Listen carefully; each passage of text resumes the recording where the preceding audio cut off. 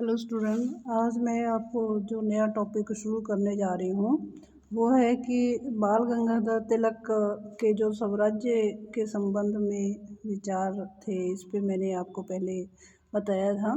आज हम बताएंगे कि बाल गंगाधर तिलक जो राष्ट्रीय आंदोलन की विचारधारा में जो उग्रवादी विचारधारा अर्थात कि जो इस राष्ट्रीय आंदोलन का उद्देश्य था वो था कि ब्रिटिश साम्राज्यवादी जो शक्तियाँ विदेशी थी उनसे मुक्ति पाने के लिए स्वतंत्रता प्राप्त करने का ये अंतिम उद्देश्य था। लेकिन इस उद्देश्य को प्राप्त करने के लिए जो राजनीतिक आंदोलन में साधनों को लेकर के जो भिन्नता विचारधारा के आधार पर आई, वो दो विचारधाराएं थी साधनों को लेकर के। एक विचारधारा के लोग जो है राष्ट्रीय आंदोलन में मानते थे कि शांतिपूर्ण तरीके से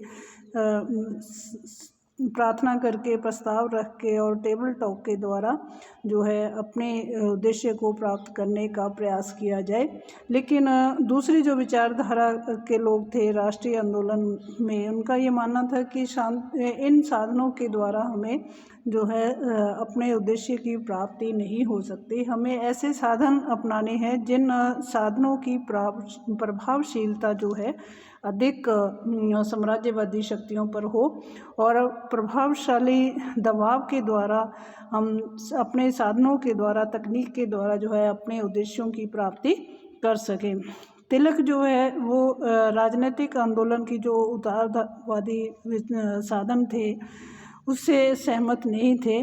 क्योंकि जनता के राजनीतिक अधिकारों की प्राप्ति के लिए शासकों की दया, सहानुभूति पर वो निर्भर करना उचित नहीं मानते थे। भारतीयों को भारत के शासन में भागीदारी उपलब्ध कराने के लिए वे उदारवादियों की धीमी चाल के आग्रह पर इसके लिए ब्रिटिश जनमत को जागृत करने तथा उनकी न्यायप्रियता में विश्वास रखते हुए उन्हें भारतीय जनता की न्याय सम्मत मांगों की पूर्ति के लिए प्रेरित करने के वे अव्यावहारिक तो मानते ही थे, भारतीय जनता के स्वाभिमान से भी वो सहमत नहीं थे।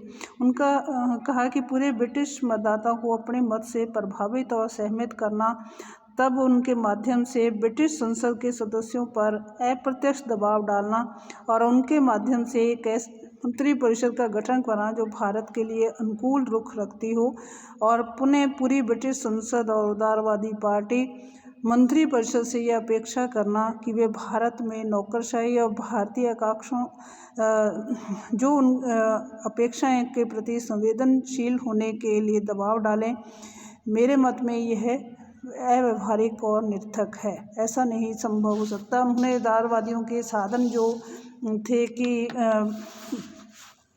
प्रतिरोध की निरर्थकता और प्रभावहीनता पर उन्हें करते हुए प्रार्थना प्रश्न करना कुछ नहीं होगा जब तक कि उनके पीछे कोई ठोस शक्ति नहीं होगी। साधनों के संबंध में उदारवादियों से अपने दृष्टिकोण की भिन्नता का स्पष्टीकरण करते हुए तिलक ने जहां उदारवादी ब्रिटिश जनता को अपनी न्याय सम्मत आकांक्षाओं से करना चाहते थे, वहीं इन साधनों को वह असंगत मानते थे। तिलक ने स्पष्ट किया कि साधनों की तुलना में अधिक प्रभावी और सक्रिय साधन अपनाए जाने के पक्ष में थे। वो हिंसा नहीं चाहते थे। तिलक का मानना था कि प्रभावशाली साधनों के द्वारा दबाव बनाया जाए जिससे कि हम अपने स्वाभिमान के साथ, मान सम्मान के साथ अपने अधिकार को प्राप्त करने के लिए का लक्ष्य जो है प्राप्त कर सकें। उन्होंने स्पष्ट किया कि भारतीय जनता ब्रिटिश सरकार से संघर्ष के लिए संगठित नहीं होती तब तक ब्रिटिश शासकों से भारतीय जनता की न्याय संगत मांगों के प्रति किसी भी समर्थन की अपेक्षा करना व्यर्थ है। उन्होंने कहा कि प्रतिवेदनों से कुछ नहीं होगा, हमें अपनी शक्तियों को संगठित करना होगा ताकि जब हम शासकों के समक्ष अपनी मांगें लेकर उपस्थित हों तो वे उन्हें न मानने का साहस न कर सकें। इस प्रकार से महाभारत का उदाहरण देते हुए उन्होंने स्पष्ट किया कि कृष्ण को पांडवों की ओर से और कौरवों और पांडवों के मध्य कोई शांतिपूर्ण समझौता संपन्न कराने के लिए भेजा गया था, किंतु दोनों ही पक्ष इस दौरान अपनी शक्ति को संगठित कर रहे थे। ताकि समझौते की संभावना न होने पर वे अपनी शक्ति के बल पर अपनी बात मना सकें। उन्होंने स्पष्ट किया कि अपनी मांगों के समर्थन में मांग को पूरा करवाने के लिए आवश्यक शक्ति को संगठित करने की अपेक्षा मांग पूर्ति के लिए केवल शासक की सहानुभूति और उदारता पर विश्वास किए रहना व्यवहारिक नहीं था, न ही उचित था। इस प्रकार तिलक के लिए साधनों की संवैधानिकता का तर्क ब्रिटिश सरकार के विरुद्ध ब्रिटेन की जनता द्वारा किसी आंदोलन के संदर्भ में तो मान्य हो सकता है, किंतु उसके मत से भारतीय संदर्भ में इस तर्क कोई औचित्य नहीं था। वे संवैधानिक साधनों के प्रति उदारवादियों के आग्रह से उत्तर में यह प्रश्न उपस्थित करते थे कि क्या भारत में दंड संहिता के अलावा कोई संविधान है। तिलक साधनों की संवैधानिकता की अपेक्षा उनकी प्रभावशीलता को अधिक महत्वपूर्ण मानते थे।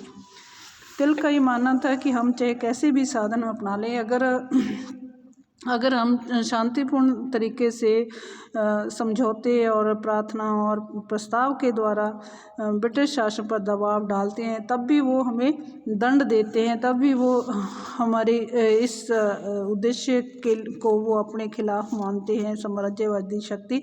इसलिए हमें ऐसे साधन अपनाने चाहिए जो अधिक से अधिक प्रभावशाली दबाव डालें और हमारे सम्मान की रक्षा हो और हम न्यायपूर्ण तरीके से स्वाभिमान के साथ अपने अधिकार के और प्रभावशाली रूप से बढ़ सकें। ब्रिटिश जनता तथा ब्रिटिश उदारवादी वर्ग द्वारा भारतीय हितों के प्रति सहानुभूति की अभिव्यक्ति भी तिलक के लिए एक जो है विलास मानते थे कि ये सही नहीं है, हमें ऐसे जो है अपने उद्देश्य प्राप्त नहीं हो सकते। तिलक इस बात को समझते हैं कि साधनों के प्रति उदारवादी और उनके मध्य मतभेद राजनीतिक विकास की एक स्वाभाविक प्रक्रिया को ही व्यक्त करते हैं। वे उदारवादियों से असहमत होते हुए भी देश के हित के प्रति उनके दृष्टिकोण ईमानदारी से अनभिज्ञ नहीं थे।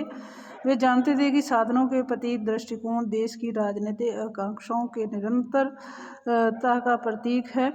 इसलिए तिलक गोखले की तरह साधनों की नैतिकता के प्रश्न को साध्य की तुलना में अधिक महत्वपूर्ण नहीं मानते थे। उनका मानना था कि साधन जो हैं प्रभावशाली होने चाहिए, हिंसक नहीं होने चाहिए, कि प्रभावशाली साधनों के द्वारा अगर आप अपने नैतिक उद्देश्य को साध्य को प्राप्त कर लेते हैं तो समय के साथ वो साधन भी नैतिक बन जाते हैं, जिसमें जनता का स्वाभिमान हो, जनता की न्याय हो के लिए, तो वो साधन भी समय के साथ जो है न्यायपूर्ण होते हैं, क्योंकि साम्राज्यवादी शक्तियाँ उन चीज़ों को जो है अनैतिक ही मानती हैं।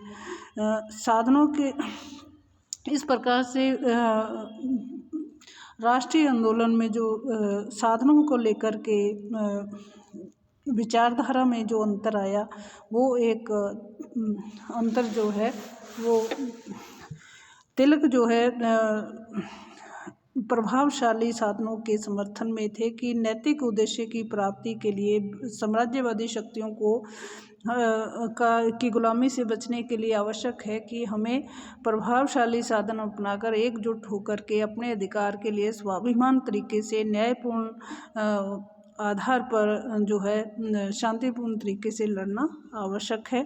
इसलिए उनका मानना था कि स्वराज्य हमें तभी प्राप्त होगा जब हम प्रभावशाली साधन अपनाकर एकजुट होकर अपने अधिकार की मांग जो है स्वाभिमान से करेंगे।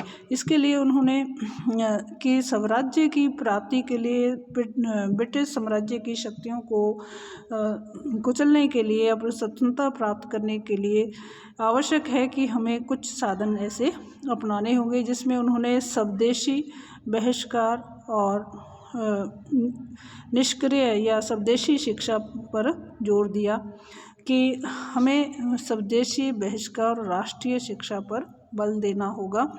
ये एक ऐसे प्रभावशाली साधन हैं जिनके माध्यम से हम अपने स्वराज्य की प्राप्ति कर सकते हैं और जो साम्राज्यवादी शक्तियां विदेशी शासन जो है उसकी गुलामी से मुक्ति संगठित होकर पा सकते हैं। इस पे उन्होंने स्वदेशी के संबंध में जो विचार दिए, इस पे हम चर्चा करेंगे कि स्वदेशी को राजनीतिक आंदोलन का एक प्रभावशाली अस्त्र मानते थे, किंतु उनके लिए स्वदेशी का विचार आंदोलन का एक स्वरूप मात्र नहीं था, बल्कि राष्ट्र के आत्मनिर्भरता, आत्मसम्मान और विदेशी प्रभाव से मुक्ति का प्रतीक था। स्वदेशी के प्रचार के लिए तिलक से पूर्व दयानंद सरस्वती जैसे समाज सुधारकों द्वारा भी स्वदेशी का प्रचार किया गया। तिलक इस विचार को न केवल लोकप्रिय हुआ, किंतु ब्रिटिश सत्ता के विरुद्ध भारतीयों के विरोध की अभिव्यक्ति एक प्रभावशाली माध्यम बनी, जिससे तिलक के अनुसार स्वदेशी का विचार आर्थिक और नैतिक दृष्टि से भारतीय के हितों की पूर्ति करता था। स्वदेशी का आर्थिक महत्व इसमें था कि इसके द्वारा भारतीय अर्थव्यवस्था का पुनर्निर्माण किया जाना संभव था। अंग्रेज़ों के भारत आगमन का भारतीय अर्थव्यवस्था पर इतना दुष्प्रभाव पड़ा कि अंग्रेज़ों ने यहाँ के जो उत्पादन के लघु कुटीर उद्योग धंधे थे उन पर उनका शोषण किया। कारीगरों और दस्तकार कौशल का जो प्रयोग कर वस्तुओं को छोटे पैमाने पर उत्पादित करते थे, उस व्यवस्था में उत्पादन व उपभोग दोनों ही स्थानीय होते थे। अंग्रेज़ों के आगमन के पश्चात ब्रिटिश नीतियों के कारण भारत में औद्योगिक विकास की गति जो है वो ठप हो गई थी। भारतीय कुटीर उद्योग धंधे जो है मशीनीकृत उद्योगों के साथ प्रतियोगिता में झोंक दिए गए। अंग्रेज़ों की मुक्त व्यापार नीति का परिणाम यह हुआ कि भारतीय बाज़ारों में स्वदेशी उत्पादन की तुलना में विदेशी उत्पादन पूरी तरह छा गया। ब्रिटिश सरकार भारत में भी औद्योगिकरण को प्रोत्साहन देते हुए लघु कुटीर उद्योगों के समाप्त हो जाने के इतने दुष्परिणाम नहीं होते, क्योंकि भारतीय लोगों को रोजगार के विकल्प अवसर प्राप्त हो जाते, तो परंपरागत भारतीय उद्योगों की अपेक्षा भारत में मशीनीकरण उद्योगों के स्थापित हो जाने से भारत की आर्थिक जो साधन थे ब्रिटेन की ओर उनका बहाव नहीं होता। तिलक स्वदेशी वस्तुओं को अपनाने का आग्रह करके भारत में ब्रिटिश शासन की आर्थिक आधार पर प्रहार करना चाहते थे। उनका विचार था कि स्वदेशी को अपना लेने से भारतीय उद्योगों का विकास होगा और उन्हें विदेशी प्रतियोगिता से बचाया जा सकता है। स्वदेशी के विचार में तिलक का ये आग्रह था कि भारत की अर्थव्यवस्था प्राचीन और परंपरागत स्थिति में ही लौट आएगी। इस प्रकार से उन्होंने स्वदेशी के अंतर्गत दो बातों पर बल दिया। पहला कि देश में उसमें पूंजी और तकनीकी कौशल के अभाव को देखते हुए लघु और कुटीर उद्योगों को अधिक प्रोत्साहन दिया जाए, ताकि जनता में जो बेरोजगारी की स्थिति है, भारतीय जनता में इस बात के लिए चेतना जागृत की जाए कि विदेशों में निर्मित वस्तुओं के स्थान पर स्वदेश की जो लघु कुटीर उद्योगों द्वारा निर्मित वस्तुओं को अपनाया जाए। स्वदेशी उत्पादन यदि गुणवत्ता में मशीनों द्वारा निर्मित वस्तुओं की तुलना में हल्के भी हों, तब भी उन्हें अपनाया जाना चाहिए, जिससे देश की आर्थिक स्थिति जो है अच्छी हो, देश आत्मनिर्भर बने। दूसरा उनका मानना था कि स्वदेशी के अंतर्गत तकनीकी शिक्षा के प्रसार तथा स्वदेशी पूंजी के विस्तार के माध्यम से देश में औद्योगिकरण की प्रक्रिया को गति प्रदान की जाए। स्वदेशी कौशल और स्वदेशी पूंजी के आधार पर किया गया औद्योगिकरण देश की आर्थिक आत्मनिर्भरता का माध्यम बन सकता है। स्वदेशी के नैतिक पक्ष को भी तिलक महत्वपूर्ण मानते थे। स्वदेशी को अपनाने में से भारतीयों में स्वाभिमान का विकास होगा, वे विदेशी निर्भरता से मुक्त होंगे। इससे स्वदेशी तिलक के लिए देश के आर्थिक पुनर्निर्माण का आंदोलन ही नहीं, बल्कि जनता के स्वाभिमान और आत्मनिर्भरता की भावना को भी संचालित करेगा। दूसरा उन्होंने जो साधन बताया, बहिष्कार आंदोलन। स्वदेशी के विचार का दूसरा जो स्वदेशी की भावना का जो प्रभावशाली आंदोलन का पक्ष था, वो था बहिष्कार। आर्थिक दोनों ही स्तरों पर ब्रिटिश जो प्रभुत्व से सक्रिय प्रतिरोध का भाव था। गोखले जैसे उदारवादी नेता स्वदेशी के विचार से सहमत तो थे, परंतु वे बहिष्कार जैसे आक्रामक कदम के पक्ष में नहीं थे। उनकी मान्यता थी कि स्वदेशी में आत्मनिर्भरता की इच्छा का जो पॉजिटिव भाव व्यक्त होता है, बहिष्कार में दूसरे पक्ष के प्रति रोष का भाव उत्पन्न होगा। बहिष्कार के प्रति गोखले इस दृष्टिकोण से तिलक से बिल्कुल भी सहमत नहीं थे कि बहिष्कार को ब्रिटिश सरकार के विरुद्ध भारतीयों के रोष की अभिव्यक्ति का प्रभावशाली माध्यम बनाया जाए। तिलक बहिष्कार आंदोलन को एक केवल आर्थिक क्षेत्र तक सीमित नहीं रखना चाहते थे, इसका विस्तार करके इसके माध्यम से ब्रिटिश शासन को पूर्णतः ठप कर देना चाहते थे। यदि भारतीय जनता ब्रिटिश सरकार से सहयोग करना बंद कर दे तो ब्रिटिश सरकार के लिए भारत का शासन चलाना असंभव हो जाएगा। उन्होंने पुणे के एक भाषण में कहा था कि तुम्हें यह ध्यान रखना चाहिए कि तुम उस शक्ति के स्वयं एक प्रभावशाली घटक हो जिसके द्वारा भारत में प्रशासन चलता है। तुम स्वयं ऐसे तत्व को जिसके द्वारा प्रशासनिक संयंत्र को सुचारू रूप से चलाया जाता है। तुम दलित हो, उपेक्षित हो, किंतु यदि तुम अपनी शक्ति का आभास हो जाए तो तुम प्रशासन का चलाना असंभव बना सकते हो। इस प्रकार से उन्होंने लोगों में ये विरोध की भावना भरी कि तुम ब्रिटिश शासन का प्रशासन चलाने में बिल्कुल भी सहयोग न दो, जिससे तुम्हारे माध्यम से ही ब्रिटिश शासन जो है विदेशी शासन तुम्हारे पे करता है। इसी के साथ आज का टॉपिक यहीं ख़त्म होता है। थैंक यू, धन्यवाद।